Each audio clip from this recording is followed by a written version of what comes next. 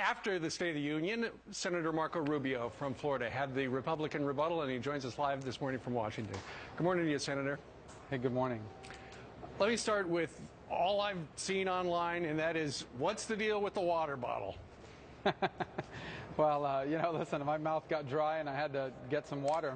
And when you give a speech, you have a podium and the water's right there.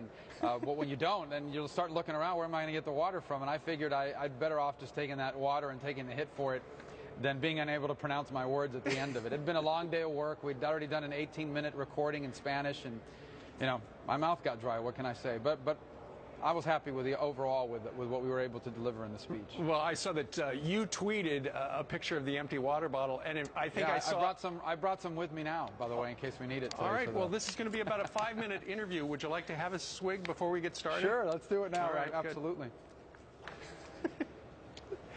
Yeah, very nice. All right. Zero dark thirsty.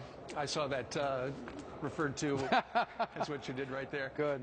Hey, what'd you think of the President's State of the Union last night? He said essentially the state of our union is strong, but we're going to have to spend a lot of money. But don't worry, it's not going to cost us anything. Well, look, the state of our union is strong in the sense that our people are strong and resilient. But the truth of the matter is we have some problems that we have to address. And if we address them, our kids are going to be the most prosperous Americans ever. And if we don't address them, we're going to be the generation that history says caused America's decline. That's how stark the choice before us is. As I said at the outset yesterday in my response to the President, our free enterprise system is what makes our middle class possible, not government. And presidents in both parties have understood this, from John F. Kennedy to Ronald Reagan.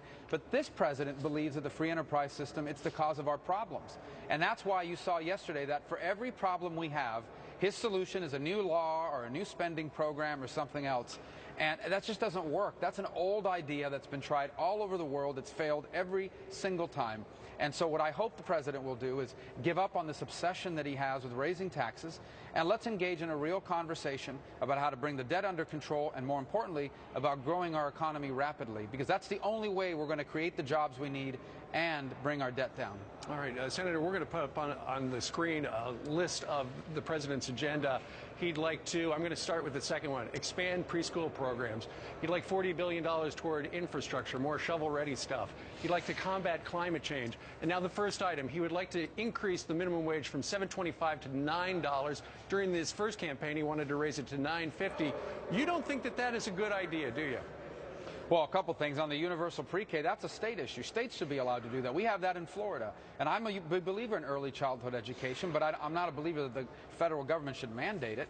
In terms of the other issues that you've outlined on the climate change, look, the government can't change the weather. I said that in the speech. No, we can pass a bunch of laws that will destroy our economy, but it isn't going to change the weather. Because, for example, there are other countries that are polluting in the atmosphere much greater than we are at this point. China and India, all these countries that are still growing, and they're not going to stop doing what they're doing. America's a country, it's not a planet. So we can pass a bunch of laws or executive orders that will do nothing to change the climate or the weather, but will devastate our economy, devastate it. And that's why you're going to find a lot of bipartisan opposition to cap and trade or any of these other things that the President's cooking up. And what about my first item, or the last item I mentioned, first on the list, about minimum wage? You don't think it is a good idea to raise the minimum wage to $9? Well, first of all, I want to see people making a lot more than $9 an hour in the United States. And the way you do that is through rapid economic growth, where people are being paid a lot more than that. $9 is not enough. I think we all would want that. The question is a minimum wage the best way to do it? And history has said the answer is absolutely not. In fact, the impact of minimum wage usually is that businesses hire less people. That's the impact of it. They'll just hire less people to do the same amount of work. It sounds good at the outset. I mean, if you tell people, should the government raise the minimum wage, people will say, sure, that makes sense, until you explain to them what it actually does historically. So just because something sounds good at the outset doesn't mean it's a good idea. And we have a lot of history to prove that the minimum wage, raising the minimum wage, does not grow the middle class. What will help us get people paid a lot more than $9 an hour is a fast-growing economy. In addition to the State of the Union address last night, you had a busy day in Congress. You voted against the Violence Against Women Act. If you would, explain why. Well, I'm in favor of the Violence Against Women Act. I'm not in favor of this Violence Against Women Act. I would have voted to reauthorize the existing law.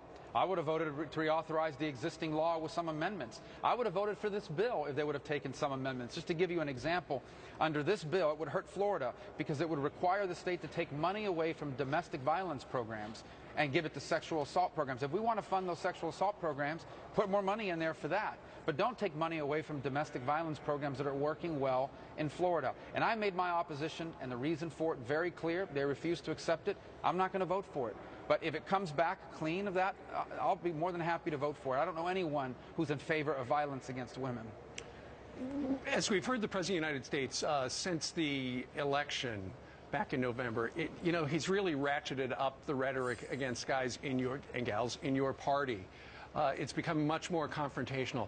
Would you say, as some pundits did post-State of the Union address last night, that his real goal is a Speaker Pelosi about 2 years from right now? Well, I don't know what his political goals are. I imagine he probably would like to see the Democrats control both branches of government. We know that when they did, they got Obamacare done, which has been a disaster. They got the stimulus done, which grew our debt. They got all these things done that are bad for our country. So I certainly think that that's what he would like. He's not going to get that because at the end of the day, we're not going to lose the House. I mean, I think the American people aren't going to give him a chance to do that. But look, the president has an agenda that's driven by his belief that our problems are the result of a government that's too small. And as you saw last night, to every problem that we face, his answer is either a tax increase, a new regulation, or a new government spending program. And that's been tried many, many times all over the world. It has never created the kind of vibrant middle class that we Americans believe in and want. All right. Senator Marco Rubio, great job last night.